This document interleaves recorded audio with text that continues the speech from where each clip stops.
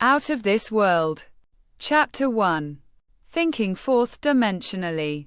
And now I have told you before it come to pass, that, when it is come to pass, you might believe. John chapter 14, 29. Many persons, myself included, have observed events before they occurred. That is, before they occurred in this world of 3 dimensions. Since man can observe an event before it occurs in the 3 dimensions of space, life on Earth must proceed according to plan.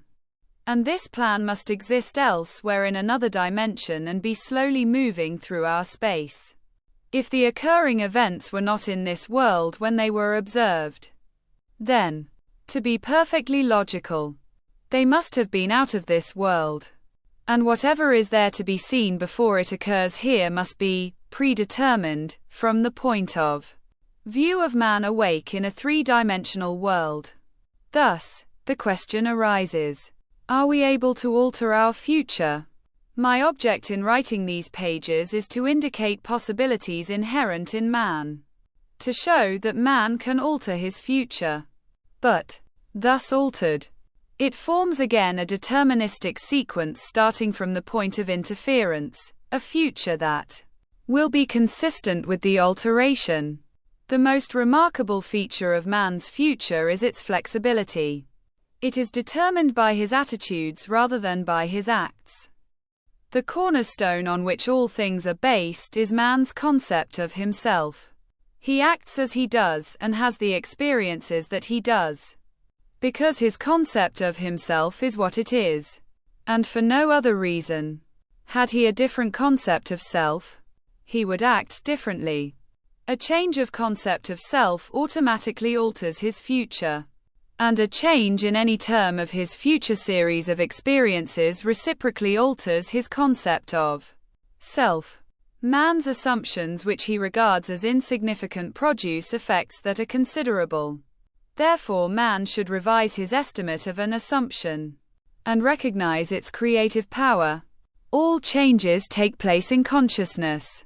The future, although prepared in every detail in advance, has several outcomes. At every moment of our lives we have before us the choice of which of several futures we will choose. There are 2 actual outlooks on the world possessed by everyone: a natural focus and a spiritual focus. The ancient teachers called the one, the carnal mind, the other, the mind of Christ. We may differentiate them as ordinary waking consciousness, governed by our senses, and a controlled imagination, governed by desire. We recognize these 2 distinct centers of thought in the statement, "The natural man receiveth not the things of the Spirit of God, for they are foolishness unto him. Neither can he know them, for they are spiritually discerned." 1 Corinthians 2:14. The natural view confines reality to the moment called now. To the natural view, the past and future are purely imaginary. The spiritual view, on the other hand, sees the contents of time. It sees events as distinct and separated as objects in space. The past and future are a present whole to the spiritual view. What is mental and subjective to the natural man is concrete and objective to the spiritual man. The habit of seeing only that which our senses permit renders us totally blind to what we otherwise could see. To cultivate the faculty of seeing the invisible, we should often deliberately disentangle our minds from the evidence of the senses and focus our attention on an invisible state, mentally feeling it and sensing it until it has all the distinctness of reality. Earnest, concentrated thought focused in a particular direction shuts out other sensations and causes them to disappear. We have but to concentrate on the state desired in order to see it. The habit of withdrawing attention from the region of sensation and concentrating it on the invisible develops our spiritual outlook and enables us to penetrate beyond the world of sense, and to see that which is invisible. For the invisible things of him from the creation of the world are clearly seen. Romans chapter 1, 20. This vision is completely independent of the natural faculties. Open it and quicken it. Without it, these instructions are useless. 4. The things of the Spirit are spiritually discerned. A little practice will convince us that we can, by controlling our imagination, reshape our future in harmony with our desire. Desire is the mainspring of action. We could not move a single finger unless we had a desire to move it. No matter what we do, we follow the desire which at the moment dominates our minds. When we break a habit, our desire to break it is greater than our desire to continue in the habit. The desires which impel us to action are those that hold our attention. A desire is but an awareness of something we lack or need to make our life more enjoyable. Desires always have some personal gain in view. The greater the anticipated gain, the more intense is the desire. There is no absolutely unselfish desire. Where there is nothing to gain, there is no desire, and consequently no action. The spiritual man speaks to the natural man through the language of desire. The key to progress in life and to the fulfillment of dreams lies in ready obedience to its voice. Unhesitating obedience to its voice is an immediate assumption of the wish fulfilled. To desire a state is to have it. As Pascal has said, "You would not have sought me had you not already found me." Man, by assuming the feeling of his wish fulfilled, and then living and acting on this conviction, alters the future in harmony with his assumption. Assumptions awaken what they affirm. As soon as man assumes the feeling of his wish fulfilled, his four-dimensional self finds ways for the attainment of this end, discovers methods for its realization. I know of no clearer definition of the means by which we realize our desires than to experience in imagination what we would experience in the flesh were we to achieve our goal. This experience of the end wills the means. With its larger outlook, the four-dimensional self then constructs the means necessary to realize the accepted end. The undisciplined mind finds it difficult to assume a state which is denied by the senses. Here is a technique that makes it easy to encounter events before they occur. 2. Call things which are not seen as though they were. Romans chapter 4:17. People have a habit of slighting the importance of simple things. But this simple formula for changing the future was discovered after years of searching and experimenting. The first step in changing the future is desire. That is, define your objective. Know definitely what you want. Secondly, construct an event which you believe you would encounter following the fulfillment of your desire. An event which implies fulfillment of your desire, something that will have the action of self predominant. Thirdly, immobilize the physical body and induce a condition akin to sleep. Lie on a bed or relax in a chair and imagine that you are sleepy. Then, with eyelids closed and your attention focused on the action you intend to experience, in imagination, mentally feel yourself right into the proposed action, imagining all the while that you are actually performing the action here and now. You must always participate in the imaginary action. Not merely stand back and look on, but you must feel that you are actually performing the action so that the imaginary sensation is real to you. It is important always to remember that the proposed action must be one which follows the fulfillment of your desire. And, also, you must feel yourself into the action until it has all the vividness and distinctness of reality. For example, suppose you desired promotion in office. Being congratulated would be an event you would encounter following the fulfillment of your desire. Having selected this action as the one you will experience in imagination, immobilize the physical body and induce a state akin to sleep, a drowsy state, but one in which you are still able to control the direction of your thoughts, a state in which you are attentive without effort. Now, Imagine that a friend is standing before you. Put your imaginary hand into his. First feel it to be solid and real. Then carry on an imaginary conversation with him in harmony with the action. Do not visualize yourself at a distance in point of space and at a distance in point of time being congratulated on your good fortune. Instead, make elsewhere here and the future now. The future event is a reality now in a dimensionally larger world.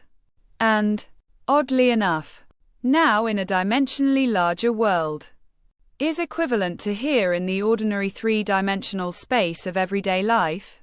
The difference between feeling yourself in action, here and now, and visualizing yourself in action, as though you were on a motion picture screen, is the difference between success and failure.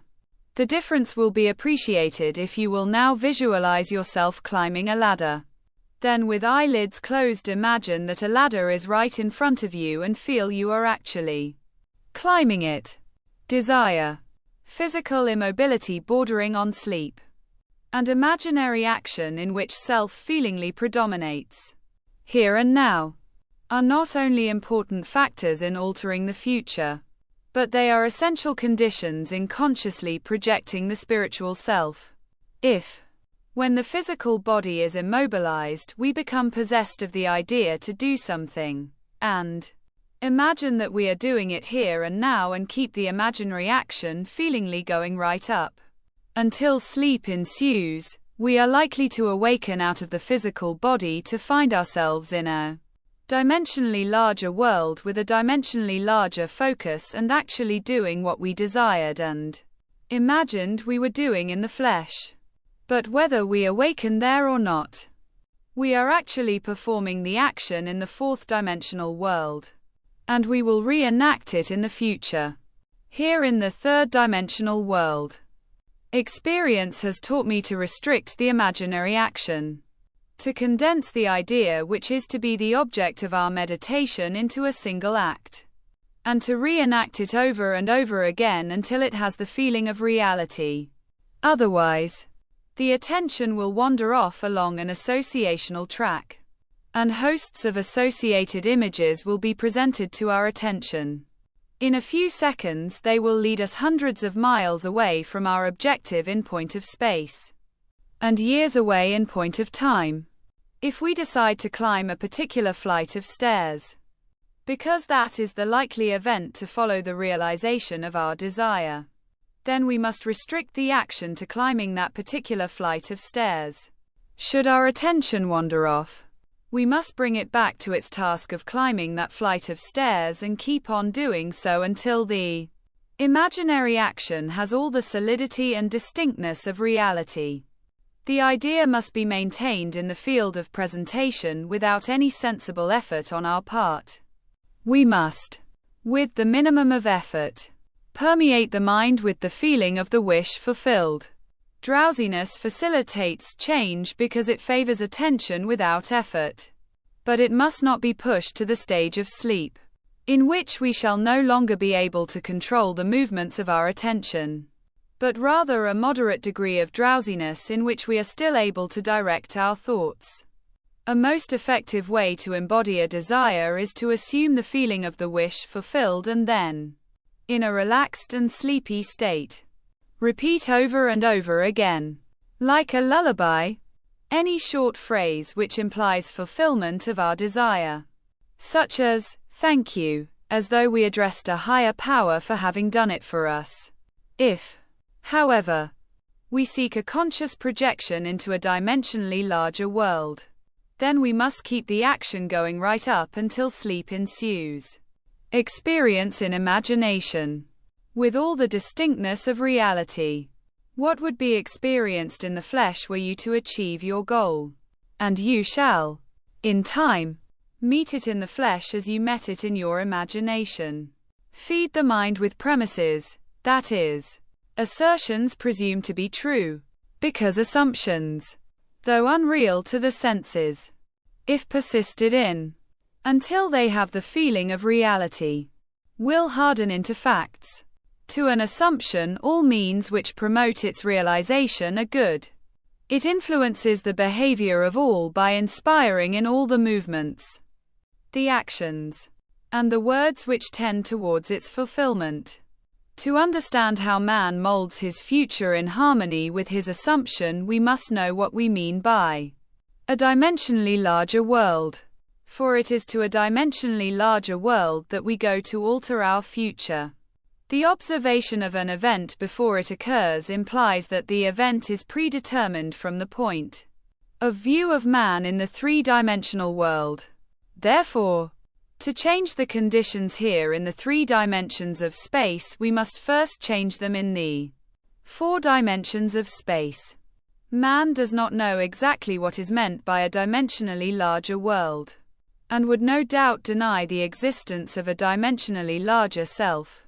He is quite familiar with the three dimensions of length, width and height, and he feels that if there were a fourth dimension, it should be just as obvious to him as the dimensions of length, width and height.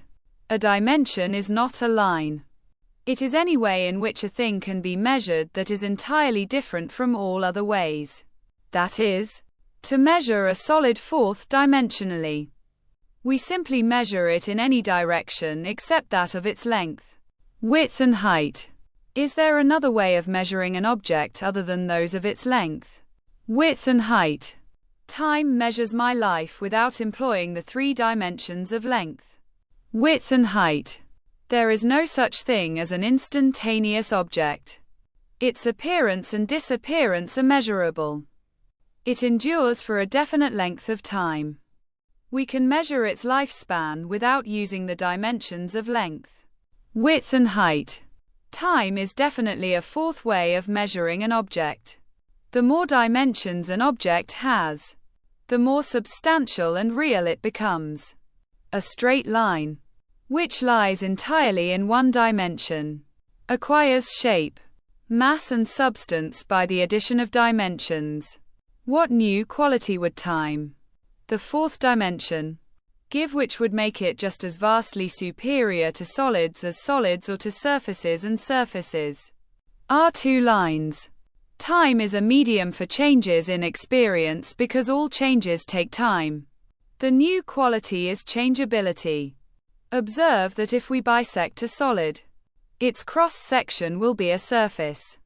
By bisecting a surface, we obtain a line. And by bisecting a line, we get a point. This means that a point is but a cross-section of a line, which is, in turn, but a cross-section of a surface, which is, in turn, but a cross-section of a solid, which is, in turn, if carried to its logical conclusion, but a cross-section of a four-dimensional object. We cannot avoid the inference that all three-dimensional objects are but cross-sections of four-dimensional bodies, which means, when I meet you, I meet a cross-section of the four-dimensional you, the four-dimension self that is not seen. To see the four-dimensional self, I must see every cross-section or moment of your life from birth to death and see them all as coexisting. My focus should take in the entire array of sensory impressions which you have experienced on Earth, plus those you might encounter. I should see them, not in the order in which they were experienced by you, but as a present whole. Because change is the characteristic of the fourth dimension, I should see them in a state of flux as a living, animated whole. If we have all this clearly fixed in our minds, what does it mean to us in this three-dimensional world? It means that, if we can move along time's length, we can see the future and alter it as we so desire. This world, which we think so solidly real, is a shadow out of which and beyond which we may at any time pass. It is an abstraction from a more fundamental and dimensionally larger world, a more fundamental world abstracted from a still more fundamental and dimensionally larger world, and so on to infinity. The absolute is unattainable by any means or analysis, no matter how many dimensions we add to the world. Man can prove the existence of a dimensionally larger world simply by focusing his attention on an invisible state and imagining that he sees and feels it. If he remains concentrated in this state, his present environment will pass away, and he will awaken in a dimensionally larger world where the object of his contemplation will be seen as a concrete objective reality. Intuitively, I feel that were he to abstract his thoughts from this dimensionally larger world and retreat still farther within his mind, he would again bring about an externalization of time. He would discover that every time he retreats into his inner mind and brings about an externalization of time, space becomes dimensionally larger, and he would, therefore, conclude that both time and space are serial, and that the drama of life is but the climbing of a multitudinous dimensional time block. Scientists will one day explain why there is a serial universe. But in practice, how we use this serial universe to change the future is more important. To change the future, we need only concern ourselves with two worlds in the infinite series: the world we know by reason of our bodily organs, and the world we perceive independently of our bodily organs. Chapter 2. Out of this world. Neville Goddard. Assumptions become facts. Men believe in the reality of the external world because they do not know how to focus and condense their powers to penetrate its thin crust. This book has only one purpose: the removing of the veil of the senses, the traveling into another world. To remove the veil of the senses, we do not employ great effort. The objective world vanishes by turning our attention away from it. We have only to concentrate on the state desired in order to mentally see it. But to give it reality so that it will become an objective fact, we must focus attention upon the invisible state until it has the feeling of reality.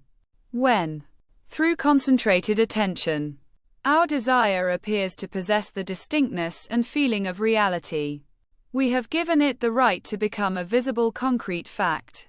If it is difficult to control the direction of your attention while in a state akin to sleep, you may find gazing fixedly into an object very helpful. Do not look at its surface but into and beyond any plane object such as a wall, a carpet, or any other object which possesses depth. Arrange it to return as little reflection as possible. Imagine then that in this depth you are seeing and hearing what you want to see and hear until your attention is exclusively occupied by the imagined state.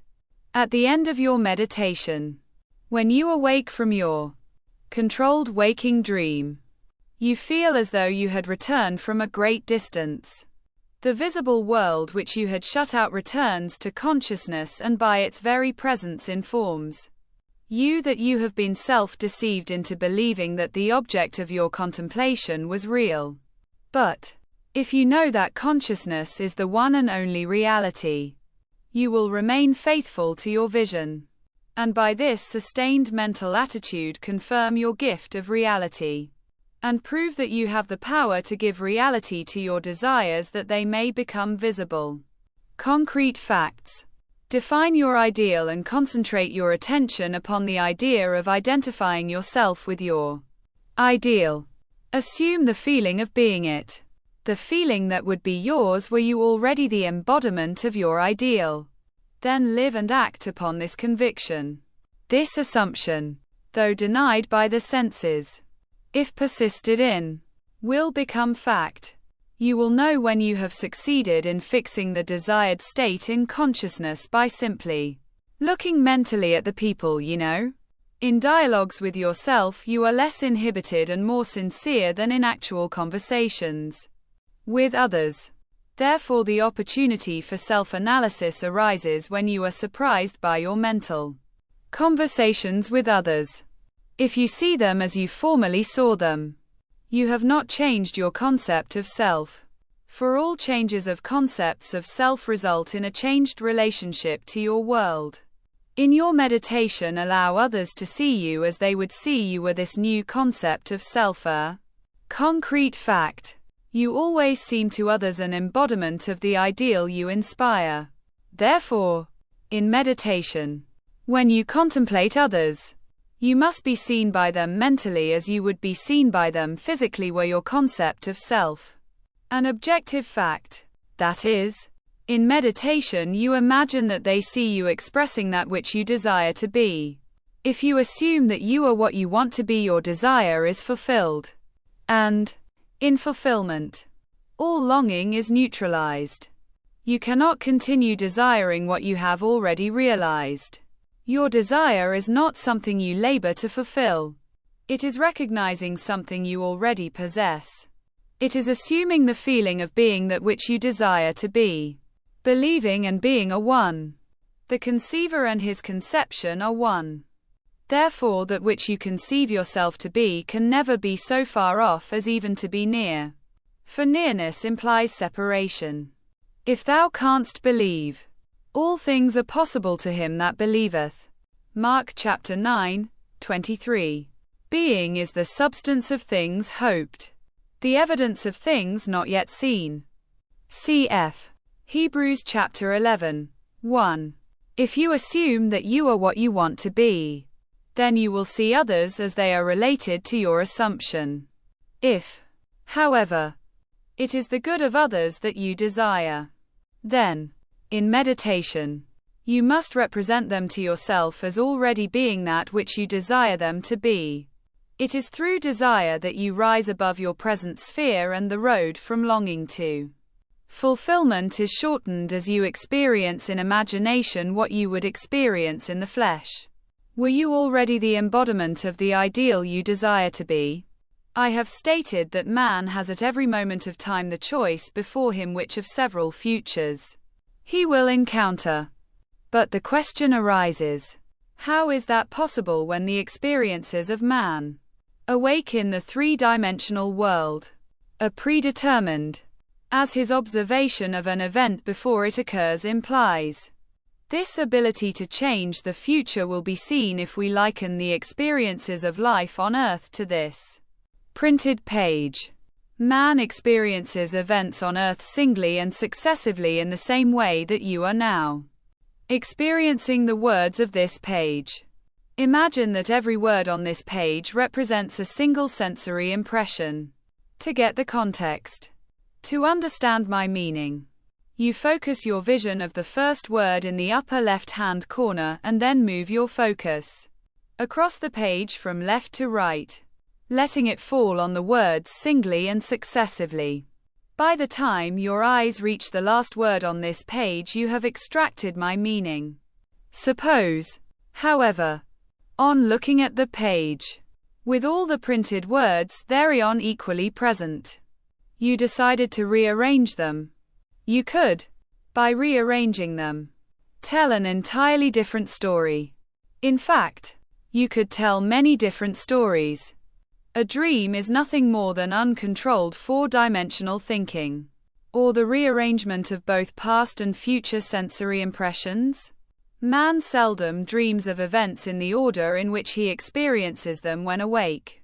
He usually dreams of two or more events which are separated in time, fused into a single sensory impression. Or, in his dream, he so completely rearranges his single waking sensory impressions that he does not recognize them when he encounters them in his waking state. For example, I dreamed that I delivered a package to the restaurant in my apartment building. The hostess said to me, "You can't leave that there." Whereupon, the elevator operator gave me a few letters, and as I thanked him for them, he, in turn, thanked me. At this point, the night elevator operator appeared and waved a greeting to me. The following day, as I left my apartment, I picked up a few letters which had been placed at my door. On my way down, I gave the day elevator operator a tip and thanked him for taking care of my mail. Whereupon, he thanked me for the tip. On my return home that day, I overheard a doorman say to a delivery man, "You can't leave that there," as I was about to take the elevator up to my apartment. I was attracted by a familiar face in the restaurant. And, as I looked in, the hostess greeted me with a smile. Late that night I escorted my dinner guests to the elevator, and as I said goodbye to them, the night operator waved goodnight to me. By simply rearranging a few of the single sensory impressions I was destined to encounter, and by fusing two or more of them into single sensory impressions, I constructed a dream which differed quite a bit from my waking experience. When we have learned to control the movements of our attention in the four-dimensional world, we shall be able to consciously create circumstances in the three-dimensional world. We learn this control through the waking dream, where our attention can be maintained without effort. For attention minus effort is indispensable to changing the future. We can, in a controlled waking dream, consciously construct an event which we desire to experience in the three-dimensional world. The sensory impressions we use to construct our waking dream are present realities displaced in time or the four-dimensional world.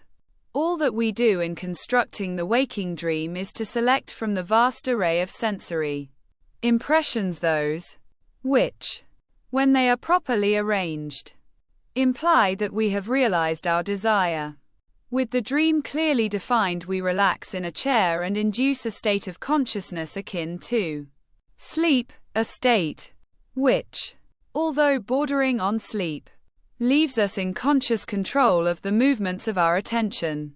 When we have achieved that state, we experience in imagination what we would experience in reality were this waking dream in objective fact. In applying this technique to change the future, it is important always to remember that the only thing which occupies the mind during the waking dream is the waking dream, the predetermined action which implies the fulfillment of our desire. How the waking dream becomes physical fact is not our concern. Our acceptance of the waking dream as physical reality wills the means for its fulfillment.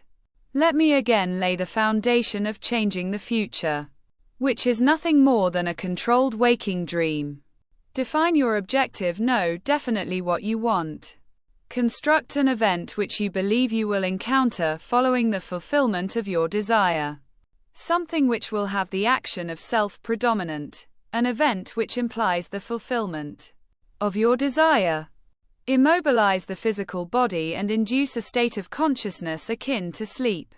Then, mentally feel yourself right into the proposed action, imagining all the while that you are actually performing the action here and now, so that you experience in imagination what you would experience in the flesh were you now to realize your goal. Experience has convinced me that this is the perfect way to achieve my goal. However, my own many failures would convict me were I to imply that I have completely mastered the movements of my attention. I can, however, with the ancient teacher say, "This one thing I do," forgetting those things which are behind, and reaching forth unto those things which are before. I press toward the mark for the prize. Philippians chapter 3, 13, 14. Chapter 3. Out of This World. Neville Goddard. Power of Imagination. Ye shall know the truth, and the truth shall make you free. John chapter 8, 32. Men claim that a true judgment must conform to the external reality to which it relates. This means that if I, while imprisoned, suggest to myself that I am free and succeed in believing that I am free, it is true that I believe in my freedom. But it does not follow that I am free, for I may be the victim of illusion.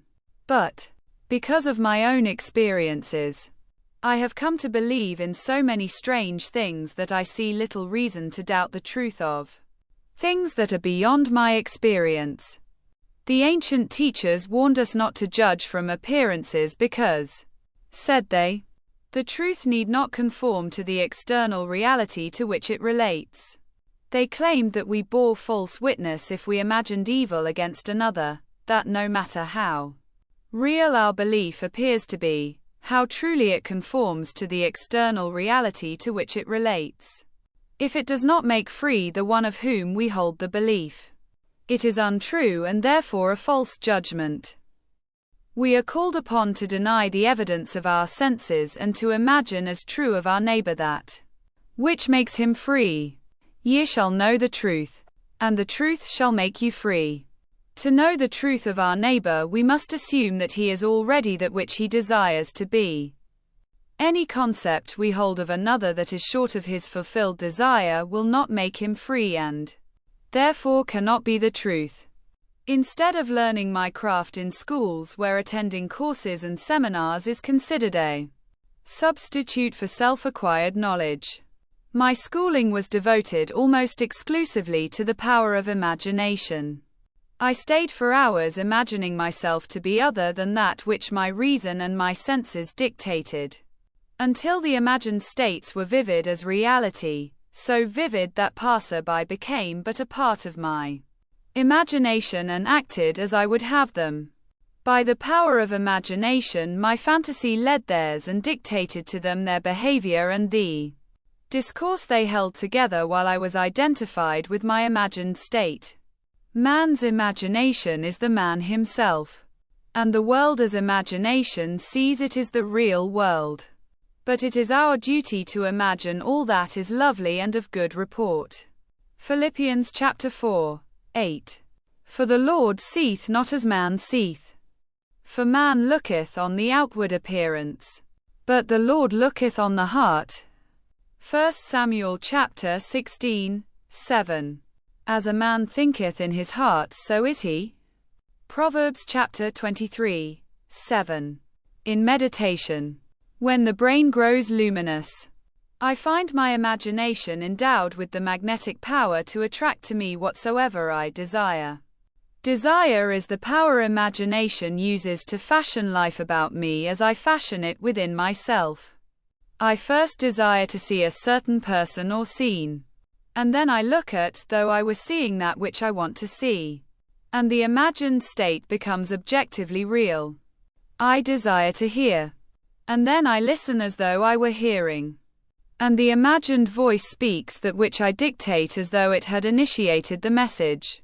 I could give you many examples to prove my arguments, to prove that these imagined states do become physical realities. But I know that my examples will awaken in all who have not met the like or who are not inclined towards my arguments a most natural incredulity. Nevertheless, experience has convinced me of the truth of the statement, He calleth those things which be not as though they were. Romans chapter 4, 17. For I have, in intense meditation, called things that were not seen as though they were. And the unseen not only became seen, but eventually became physical realities. By this method, first desiring and then imagining that we are experiencing that which we desire to experience, we can mold the future in harmony with our desire. But let us follow the advice of the prophet and think only the lovely and the good. For the imagination waits on us as indifferently and as swiftly when our nature is evil as when it is good. From us spring forth good and evil. I have set before thee this day life and good, and death and evil. Deuteronomy chapter 30, 15. Desire and imagination are the enchanter's wand of fable, and they draw to themselves their own affinities. They break forth best when the mind is in a state akin to sleep. I have written with some care and detail the method I use to enter the dimensionally larger world. But I shall give one more formula for opening the door of the larger world. In a dream, in a vision of the night, when deep sleep falleth upon men, in slumberings upon the bed, then he openeth the ears of men, and sealeth their instruction. Job chapter 33, 15, 16. In dream we are usually the servant of our vision rather than its master. But the internal fantasy of dream can be turned into an external reality. In dream, as in mediation, we slip from this world into a dimensionally larger world. And I know that the forms in dream are not flat two-dimensional images which modern psychologists believe them to be. They are substantial realities of the dimensionally larger world. And I can lay hold of them. I have discovered that, if I surprise myself dreaming, I can lay hold of any inanimate or stationary form of the dream, a chair, a table, a stairway, a tree, and command to awake, while firmly holding on the object of the dream. I am pulled through myself with the distinct feeling of awakening from dream. I awaken in another sphere holding the object of my dream, to find that I am no longer the servant of my vision but its master. For I am fully conscious and in control of the movements of my attention. It is in this fully conscious state, when we are in control of the direction of thought, that we call things that are not seen as though they were. In this state we call things by wishing and assuming the feeling of our wish fulfilled. Unlike the world of three dimensions where there is an interval between our assumption and its fulfillment, in the dimensionally larger world there is an immediate realization of our assumption. The external reality instantly mirrors our assumption. Here there is no need to wait 4 months till harvest. See John chapter 4:35. We look again as though we saw. And lo and behold, the fields are already white to harvest. In this dimensionally larger world, you shall not need to fight. Set yourselves. Stand you still and see the salvation of the Lord with you. 2 Chronicles 20:17. And because that greater world is slowly passing through our three-dimensional world, we can by the power of imagination mold our world in harmony with our desire. Look as though you saw. Listen as though you heard. Stretch forth your imaginary hand as though you touched. And your assumptions will harden into facts. To those who believe that a true judgment must conform to the external reality to which it relates, this will be foolishness and a stumbling block. 1 Corinthians 1:23. But I preach and practice the fixing in consciousness of that which man desires to realize. Experience convinces me that fixed attitudes of mind which do not conform to the external reality to which they relate and are therefore called imaginary, things which are not, will, nevertheless, bring to naught things that are. 1 Corinthians 1:28. I do not wish to write a book of wonders, but rather to turn man's mind back to the one and only reality that the ancient teachers worshipped as God. All that was said of God was in reality said of man's consciousness, so we may say that, according as it is written, he that glorieth, let him glory in his own consciousness. 1 Corinthians 1:31. 2 Corinthians 10:17, 18. But let him that glorieth glory in this, that he understandeth and knoweth me, that I am the Lord, which exercise loving kindness, judgment, and righteousness in the earth. Jeremiah chapter 9:24. No man needs help to direct him in the application of this law of consciousness. I am is the self-definition of the Absolute, the root out of which everything grows. I am the vine. John chapter 15. 1. 15-5. What is your answer to the eternal question? Who am I? Quote, your answer determines the part you play in the world's drama. Your answer, that is, your concept of self, need not conform to the external reality to which it relates. This great truth is revealed in the statements, let the weak say, I am strong. Joel chapter 3:10. Look back over the good resolutions with which many past New Years are encumbered. They lived a little while and then they died. Why?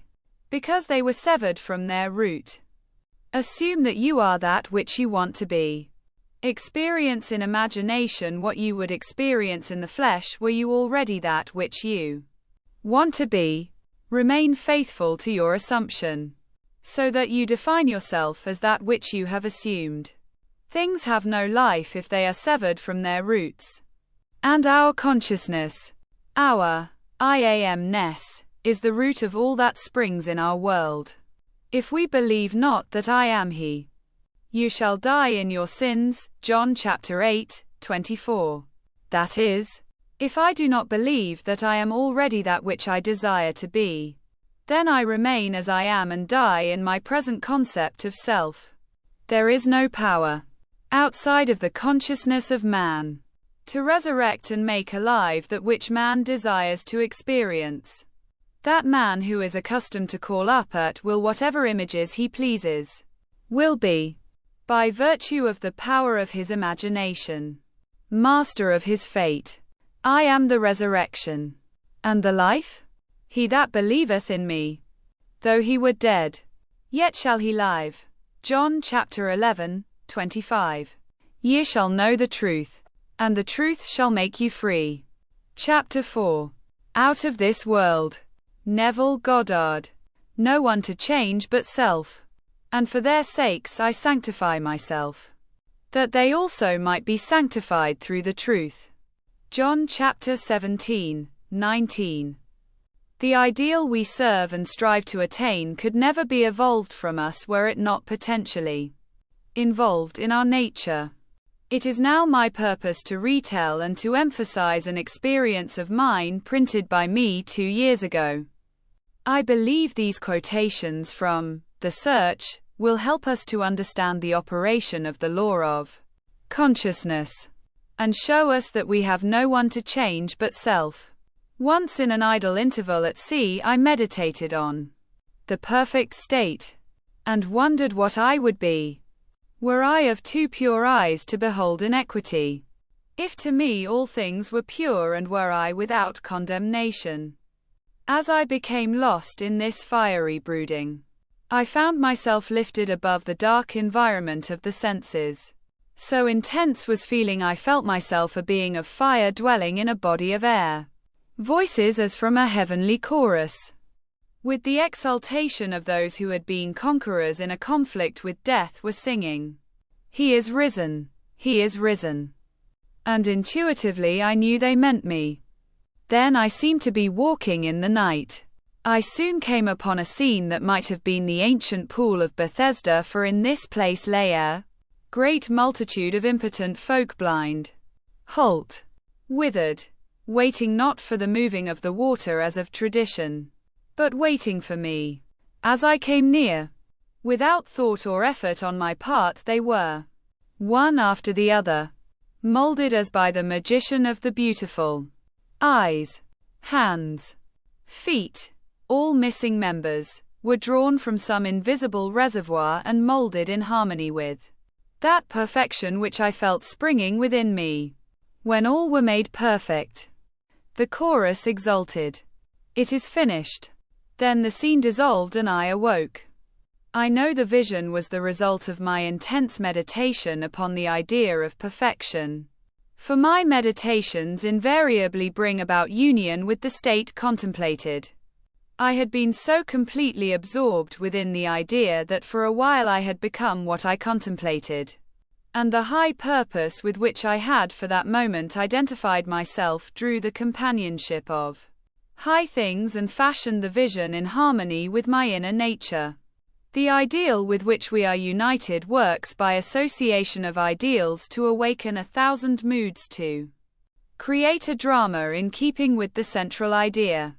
My mystical experiences have convinced me that there is no way to bring about the outer perfection we seek other than by the transformation of ourselves.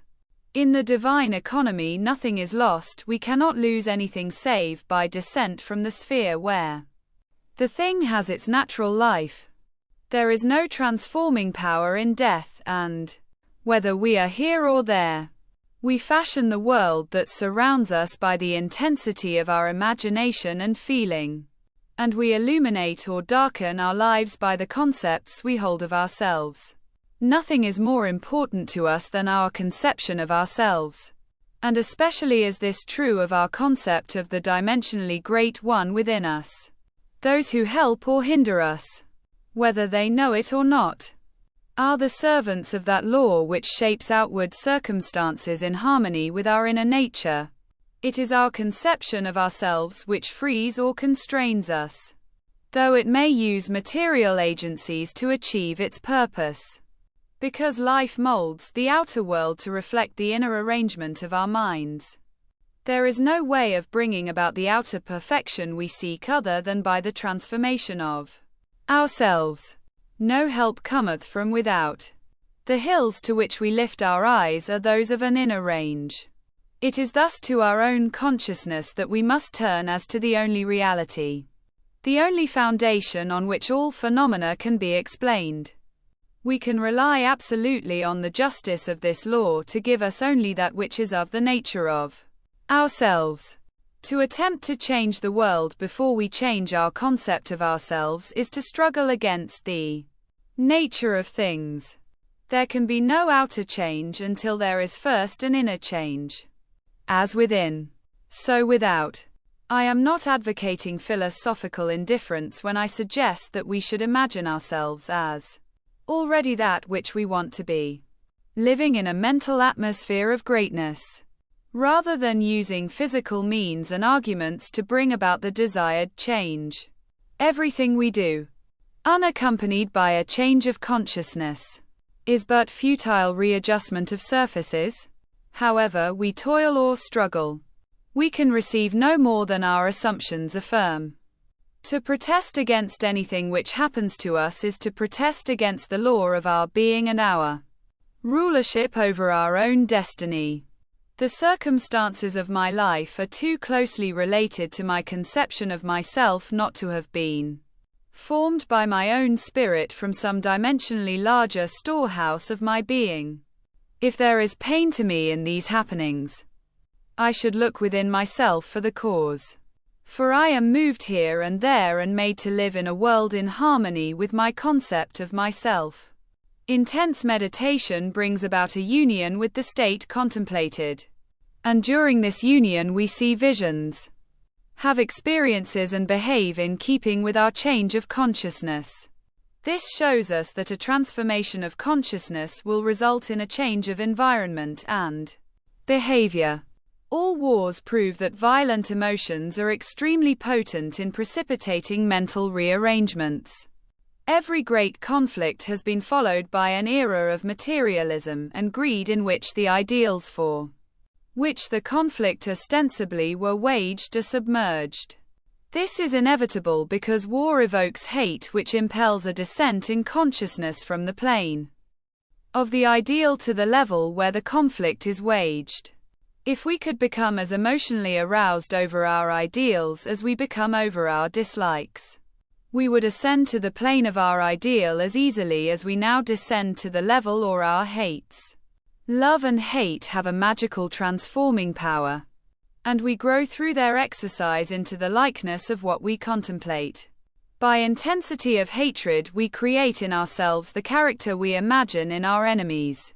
Qualities die for want of attention. So the unlovely states might best be rubbed out by imaging. Beauty for ashes and joy for mourning. Isaiah chapter 61, 3. Rather than by direct attacks on the state from which we would be free. Whatsoever things are lovely and of good report, think on these things. Philippians chapter 4, 8. For we become that with which we are on rapport. There is nothing to change but our concept of self. As soon as we succeed in transforming self, our world will dissolve and reshape itself in harmony with that which our change affirms.